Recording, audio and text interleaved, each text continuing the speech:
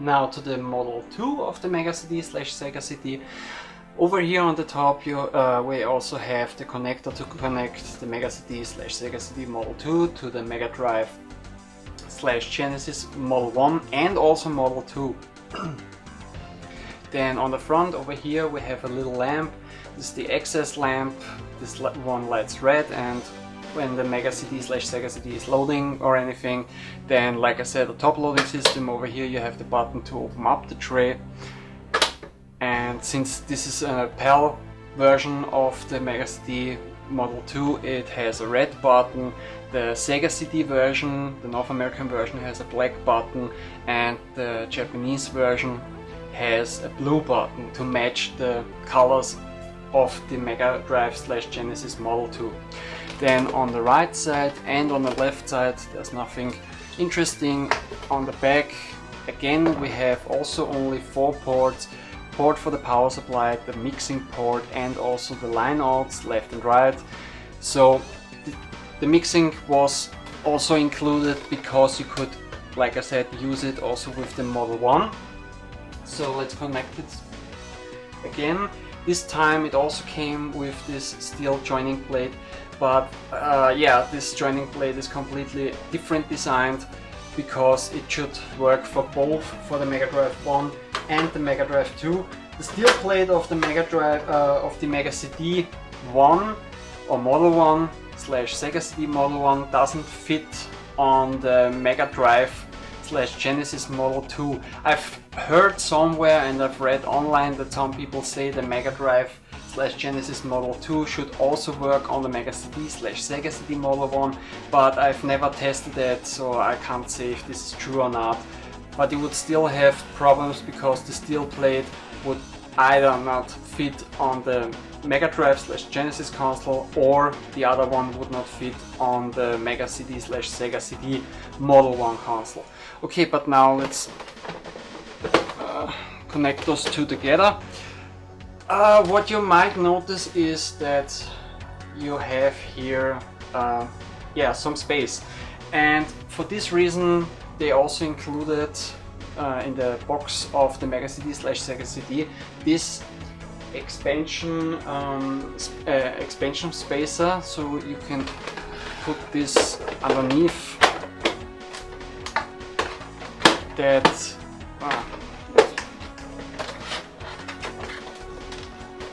Now we have it. So they added this to make all of the ability, the look of both the add-on and the console look normal. And you also have on the bottom of the Mega CD slash Sega CD 2 a hole for a screw, so you can also screw those both together. Okay, but now let's remove it, and I'm gonna show you just very quickly the Mega Drive slash Genesis 2, how you connect both the add-on and the Mega Drive slash Genesis Model 2. Also here on the side you have the connector for the add-on slash the expansion slot. Just remove the steel joining plate, also place it underneath the Mega Drive slash Genesis Model 2, and now those two are connected. And like I said before, since both the system and the add-on are PAL devices, you have the red buttons which match with this button. The Sega CD slash the Genesis console has black buttons, and also the Sega CD has black buttons to match both devices, and the Japanese Mega Drive and Mega CD have blue buttons. And in the end, since the Mega Drive slash Genesis Model 2 only has 2 ports on the back, the port for the power supply and also the AV out for the AV cables, and now the system supports stereo sound, or stereo sound is coming out also on the AV out on the back of the system. So you won't have to use the mixing cable because the Model 2 of the Mega Drive slash Genesis doesn't have a headphone jack anymore. Next we have the GVC XI, and as you might already noticed, the system actually, the color of the system is in dark blue. It's not in black like most of the other video game systems. They chosen a very interesting color, let's say it like that. Also the power and the reset button are in a very funny color actually. Then on the front of the system you have over here the two 9-pin ports for the controllers. Then over here you have two lights on the top. You have power and access. Power is red and access is green. And of course, since it is a top-loading system, over here you have the open button. Nothing really fancy, to be honest. On the right side over here there's nothing, and on the left side, or other way around, you have over here the headphone jack and the microphone jack with volume control. So you still can use the GVC XI also for karaoke. I've tried it, it works, it is very funny, but like I said also before, the Wonder Mega Model 2 had two of those microphone jacks with volume control, but now on the XI you only have one of those. And on the back of the system you have over here the port for the power supply, then the port for the AV out. This is the same port like the Mega Drive / Genesis Model 2. And over here you have your composite out. Over here you can see this was the place where the S-Video port would have been, or where it actually was, I guess, on the Wonder Mega Model 2. And also what have we here? This is RF unit. Yeah, a port for RF unit, which I don't know right now what it is actually used for. Okay, but yeah, and also of course the cartridge slot.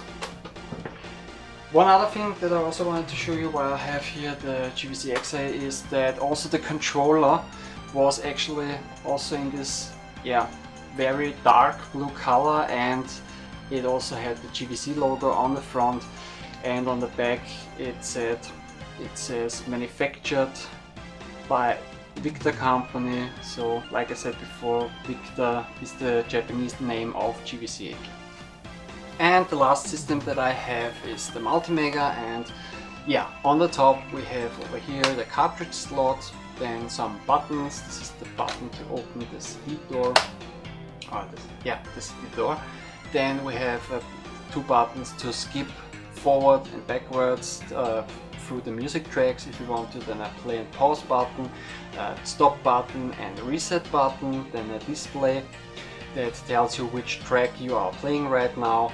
When the system is turned on, it glows in a dark orange / red light, and when you play a game then it displays on the top left corner game.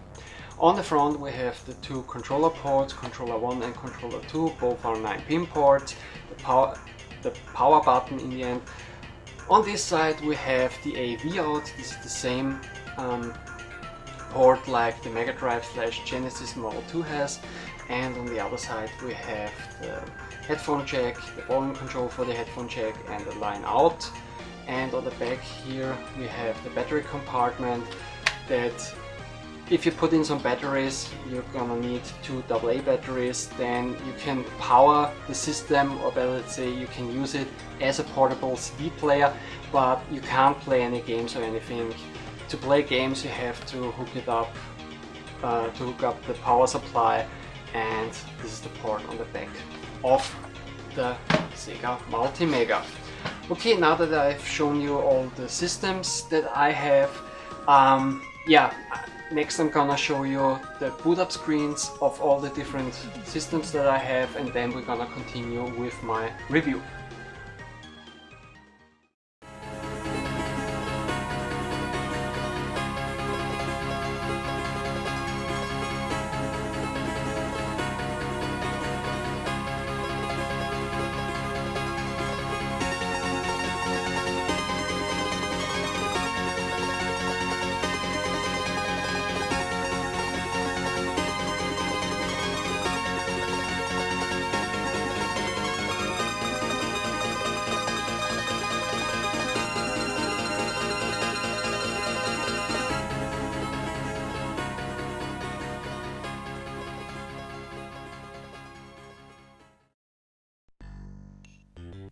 Before we come to the games, there are some specs and some informations left that I wanted to mention.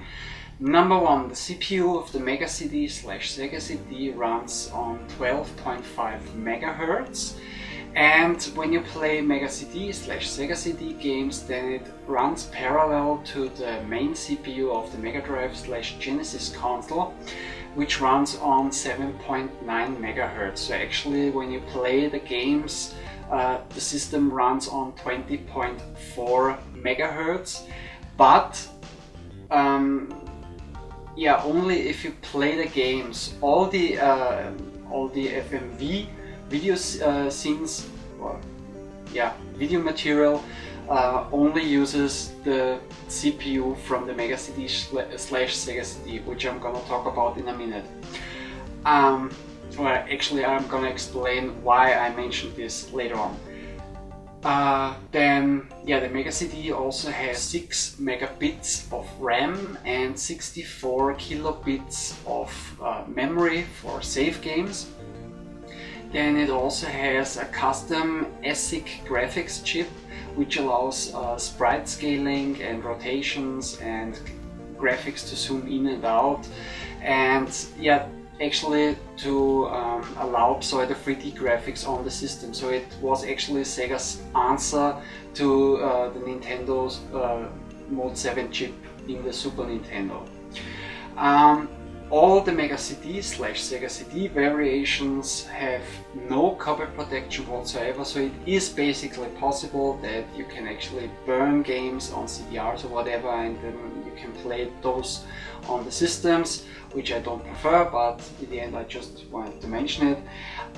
Also, all the variations of the Mega CD and Sega CD are region locked.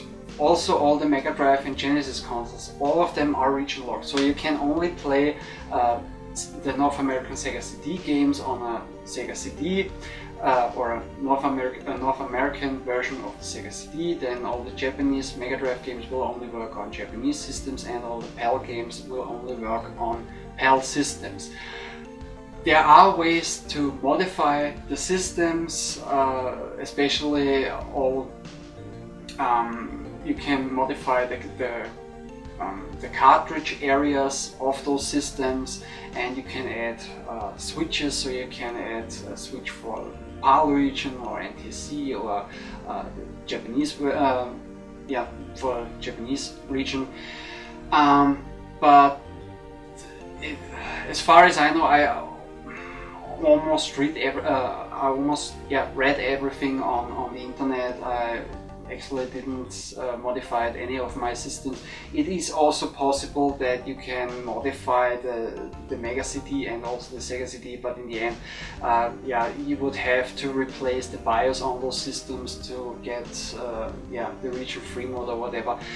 I know one way to get a region free Mega CD / Sega CD, and that is with the help of this cartridge. This is the Battle Pro CDX. There are two versions of this cartridge. This one that I have is the first version. The only difference that I noticed is the cover of the box. The first version had a black cover and the second version had a red cover, and the first version only works on the Model 1 of the Mega Drive / Genesis. But it works on both, on the Mega CD Model 1 and the Mega CD Model 2, and the second version of the cartridge only works with the Model 2 of the Mega Drive / the Genesis console. It doesn't work on the GPC XI, it also doesn't work on the Multimega, but in the end what it actually does is, yeah, it overrides in some kind of way the BIOS, so it is actually able, or you are actually able with this cartridge to play every region of any Mega CD / Sega CD game on the Mega CD Model 1 or Model 2, but in the end, yeah, first version only works with the Model 1 of the Mega Drive / Genesis, and the second version only works with the Mega Drive Model 2 or the Genesis Model 2. Then there were also some other cartridges released for the Mega CD slash Sega CD, there was a cartridge called Flux, which is basically a graphic program, and it is actually an audio visualizer. So it's a program with a graphic program that interacts with music. It's the same thing like on the PC with the Windows Media Player. And yeah, this was that. Sorry. Yeah, then there was also a cartridge released by Sega actually, which is called Backup RAM card. This it's basically like a memory cartridge. The 64 kilobits of storage space in the system, at the time it was okay, but later on some of the games needed a lot of space or memory space of those systems. One of the games that uses a lot of memory space is this one, Dune. And yeah, also to increase your save data, save games, they released the backup RAM card. I actually don't know how much storage space you have on those cards, but in the end they are a lot bigger than the 64 kilobits in the system.